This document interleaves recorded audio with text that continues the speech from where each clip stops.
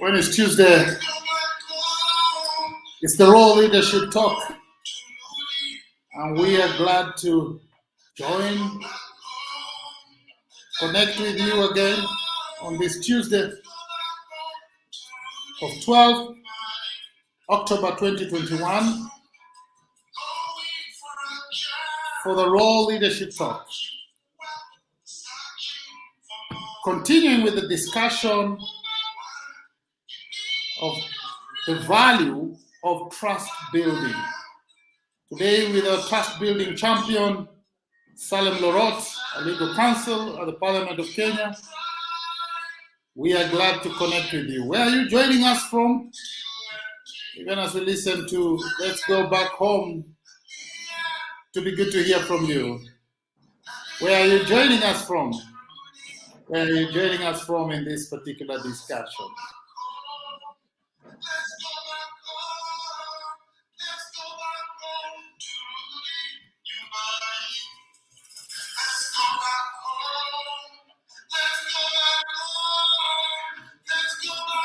In a moment, we'll begin our discussion. You can comment on our chat box. You can engage with us in this particular discussion.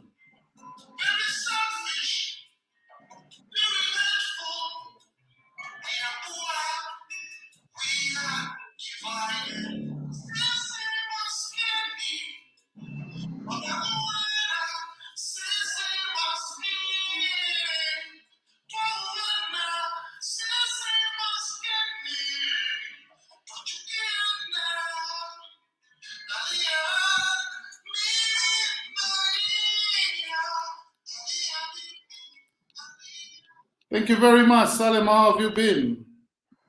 I've been well, Coach. Thank you. How is life? How is work? The normal day at work, and I appreciate that. Life is moving on well. Beautiful, beautiful, beautiful. Ladies and gentlemen, we began this series last week on the value of trust building. And we have been doing the trust building program since 2019 in Garissa and Mombasa, bringing Muslims and Christians together to dialogue on matters, peace and trust. But also in this year, as we come to year 2, we are looking also into inter-ethnic, apart from interfaith, to bring people of different faith and different ethnic together to dialogue on matters, peace and trust. And we are glad today to be joined by Salem Lorot, who is our trust building champion, to engage with you in this important discussion that I believe will be of benefit to you, and you can connect with us. You can see on the screen that we have put the pay bill number and the account number, which could enable you to donate towards the trust building program. Anything that you can donate, it's not small. And today we continue with this campaign. And Salem, I don't know what's your understanding of trust building. Thank you. First, it's an honor to be invited once again to this program. And I've watched part of the discussions on the trust building, especially on the Raw Leadership Talk with some of the speakers. Mm-hmm. And it has been part of my learning process in order to understand what trust building is really about. Mm-hmm. And I've been learning a lot along the way from you, Dan Mugera, as a program manager of initiatives of change here in Kenya. Mm-hmm. And most of the trust building partners and ambassadors. And looking at what trust building is really about, the first question is about how do you define trust? Mm-hmm. And trust is about having confidence in somebody or something, having faith in that person or something. Yes. But within the context of our discussion, I liken trust building to mean building or sustaining confidence between faiths and between faiths and between ethnic communities, so Yes. that if they refer to initiatives which will be established in order to foster good relationships between faiths and between communities. That's how I look at trust building as part of those initiatives. Wonderful, wonderful understanding right there. You come from a place which has had its own fair share of mistrust, resulting into conflict. That is Pokot. And I'm sure growing up, you encountered a lot of this mistrust between communities of different origin in that particular place. What can you advise our audience on conflicts and conflict resolution through trust building? Thank you. I think it's a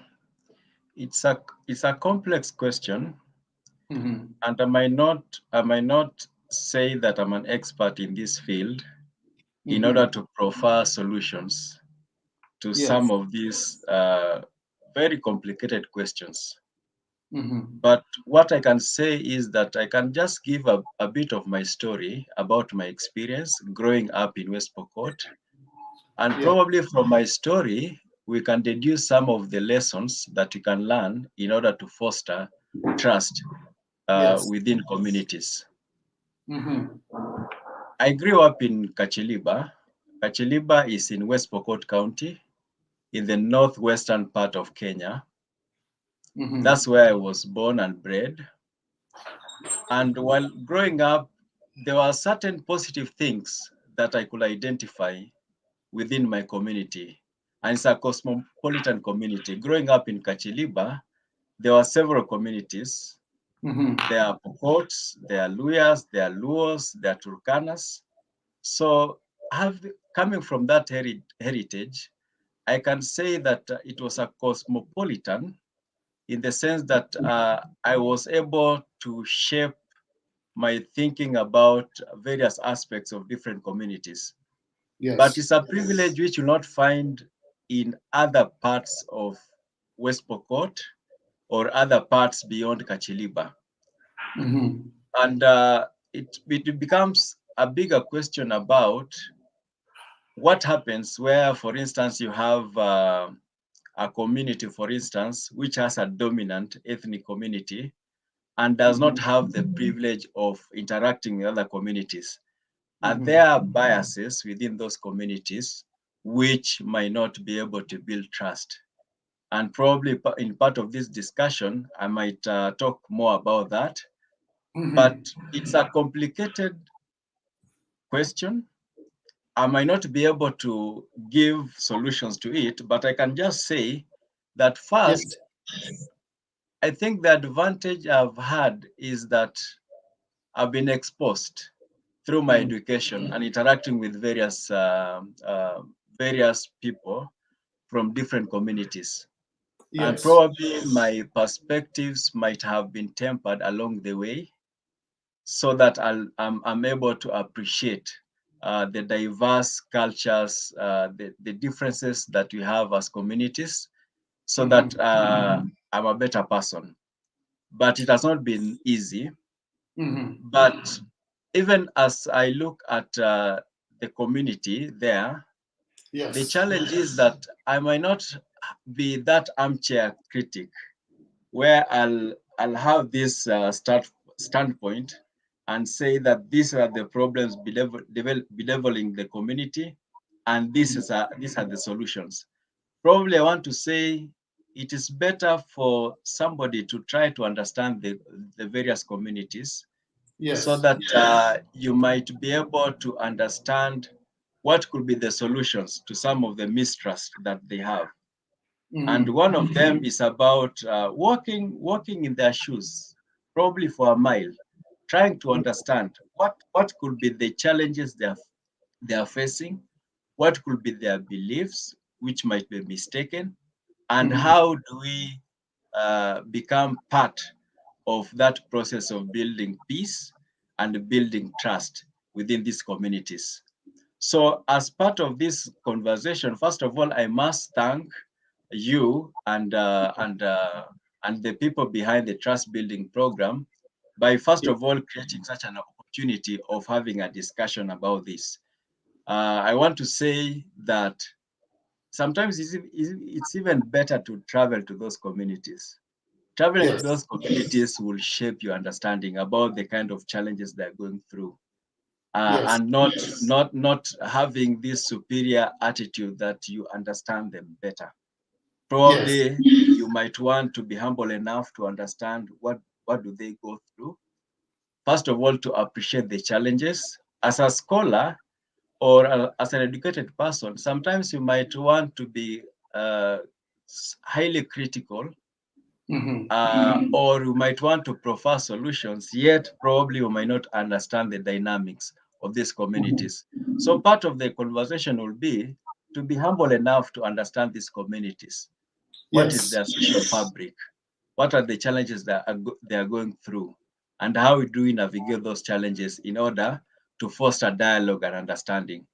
And probably now that's the broader answer I can give to your question. I get your point. When we wanted to build trust among people of different communities and different faith in Garissa County, we had first to really understand, especially the native Somalis, who happen to be Somalis first and then Muslims at the same time. But again, sometimes it's very difficult to really differentiate between uh, Islam and Somali culture. And then you have these other communities which have come to Garissa, and they have been living together with the Somalis, the Kubikambas, Luo, Luyas, the Pokomos, what we call the Munyayayas, which is an ethnic group that little known in this part of the world, especially. And they are there, living in that part of the world. How then do you bring these people together to live in harmony and go beyond that to build trust? And Mombasa, which is a highly cosmopolitan area, but the natives being the Mijikendas and the Arabs and the Swahilis who are there, and then other people who have come into that particular community, the complexity of this diversity, and how are you able to really spot and connect the biases and build trust with people? So I really do understand you as a person that have been involved, an expert to some extent, but again, I know you can't give blanket solutions to problems of trust building. You really have to live with people to really understand why they behave the way they behave. Why do they have such kind of, suspicion about people who are coming from other religion and other ethnic groups? But I don't know, what do you think? Does Kenya need more trust building initiatives even as we go towards the election in 2022? Absolutely, absolutely. Mm-hmm. And I think the challenge we have as society right now is that Yes. we might not think that we are interconnected.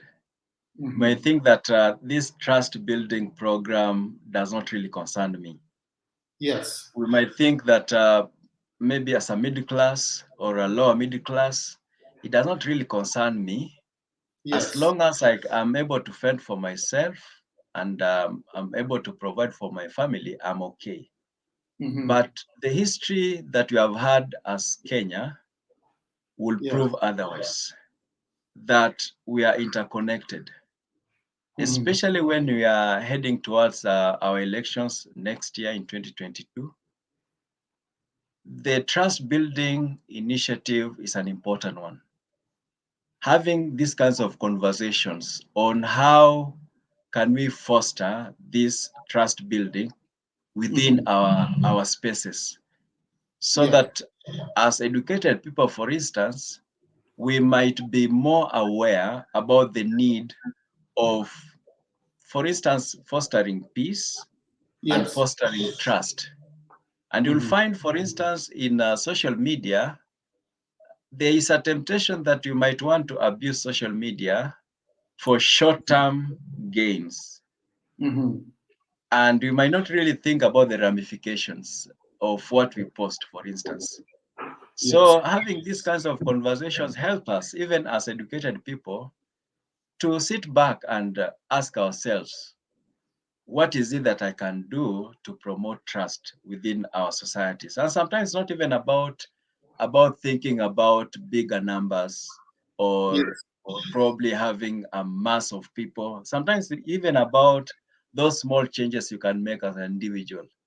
What Yes. is it that I can do to build trust?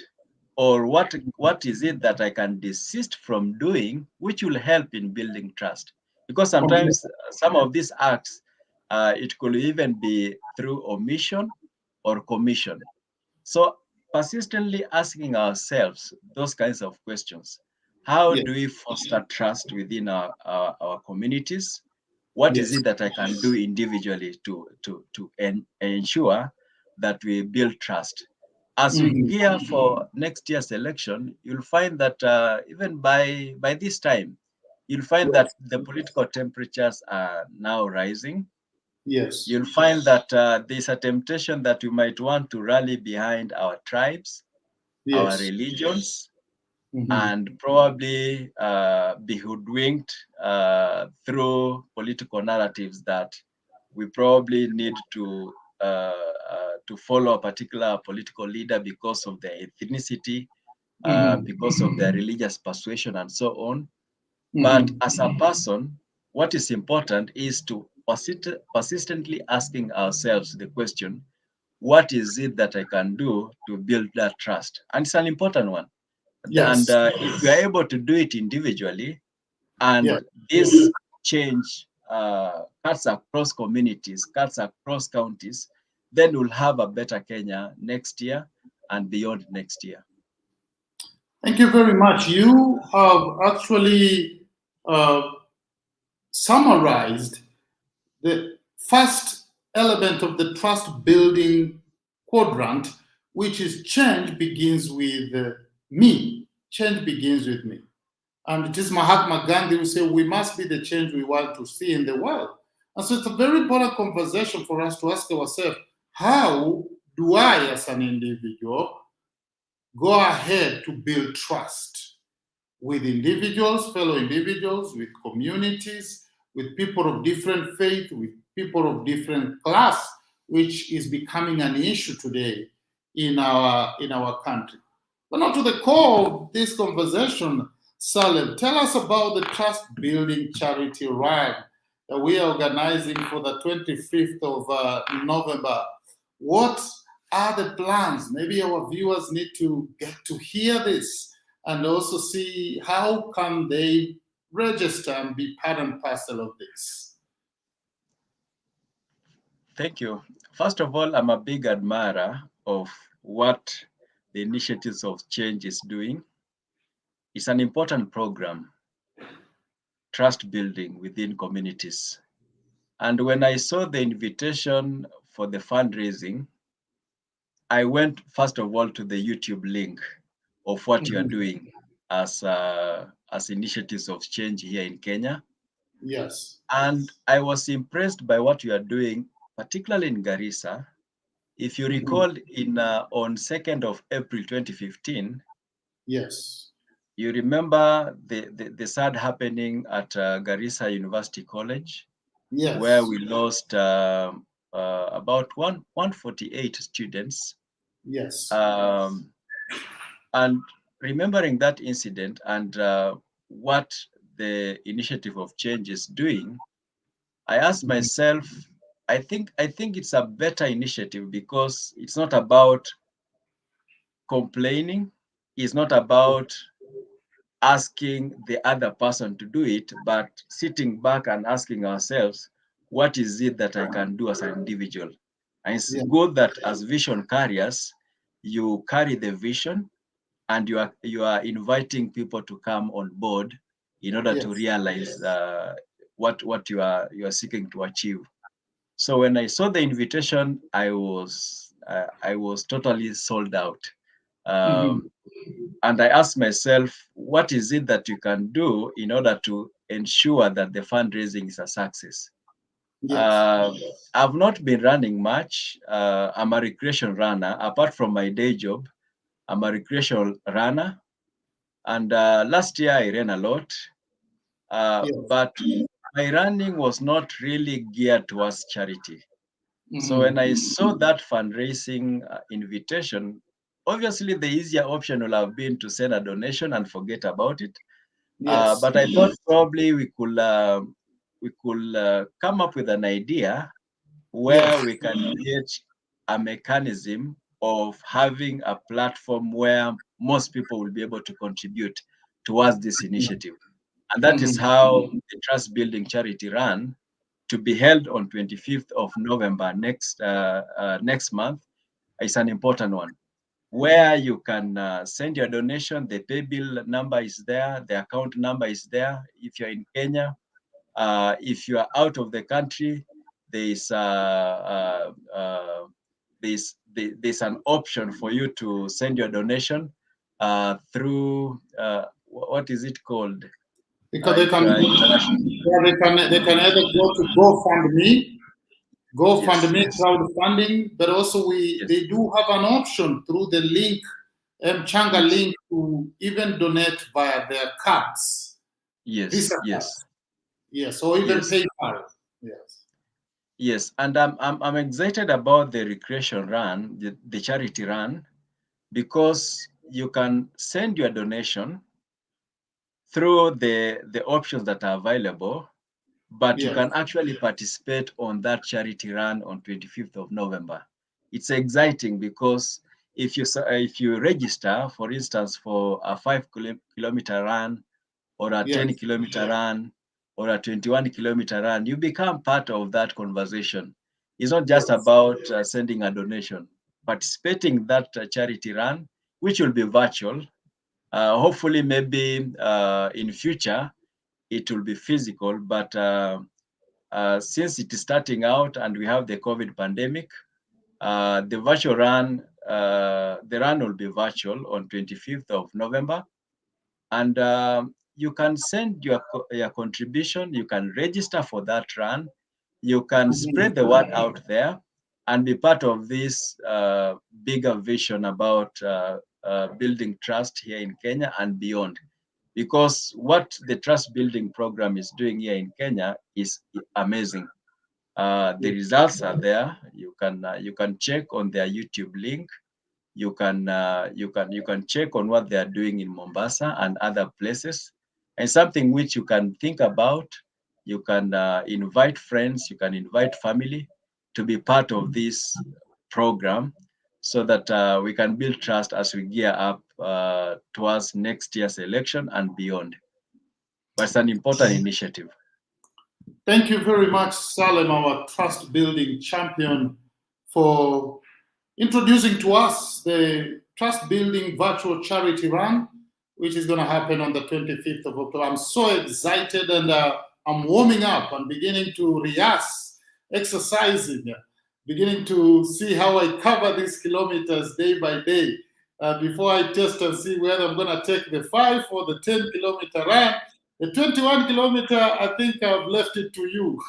And Zoe Maisha, who should be joining us Yes, next week to tell us about this wonderful initiative and what is his plan about this yes. thing. But I really must commend Zoezi Maisha. He has been part of my journey towards fitness and yes, my love for running. And yes. he's an amazing coach. Hmm. We've been meeting, especially when he's selling to me the Asics shoes. Which And I bought also. Remember, yes, you also yes, yes. introduced me to him, and Yeah, he's an I amazing got my individual. asset skills ready for this. Yeah. Yes, yes. Yeah. Thank you very much. And guys, you can donate anything towards the trust building program and say, guys, I may not be able to go with you to Garissa, to Mombasa, but look, my 100 shilling, 500 shilling, 1,000, 2,000, 10,000, whichever amount you can donate, the pay bill number and the account number are on your screen. take the initiative today, and even soon we will share the poster with you for the Trust Building virtual charity run. We want you to register towards this particular charity run. Let's run for a reason. Let's run for a good cause. Salem, we have 3 minutes. I don't know, what are your final thoughts? First of all, I must really thank you for what you're doing in order to build trust. You know what they usually say is that if you're able to think about the other person, then you have grown as a human being. Sometimes not even about selfish interest, about what you're eating, where you live. It's about the legacy. It's about the influence you have on people. I must commend you for that. And I really like this program, because this program goes beyond self. Yeah. It goes beyond self. It is something which is there for the benefit of the communities.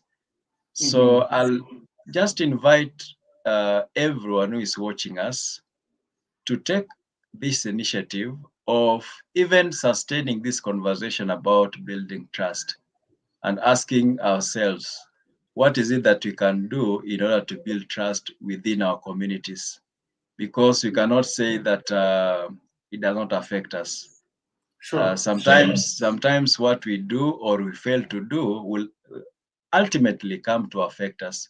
So being part of this conversation, supporting this program is an important one.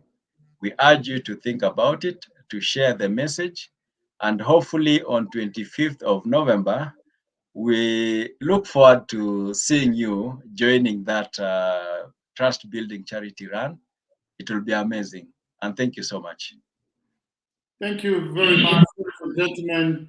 Look forward to more discussion with our trust building champion, Salem Lorot, a legal counsel at the Parliament of Kenya. And on Thursday, this same discussion will come to you in Swahili, in Nasaza Uongozi, and also next week in the Role Leadership Talk at Nasaza Uongozi. Looking forward to really engage with you. And let's build trust. It's been me, your host, Dan Mugera, together with Salem Lorot. We say goodbye and see you on Thursday and see you next week. You can share this broadcast with your friends, and let's continue engaging in this discussion. May God bless you, and good evening.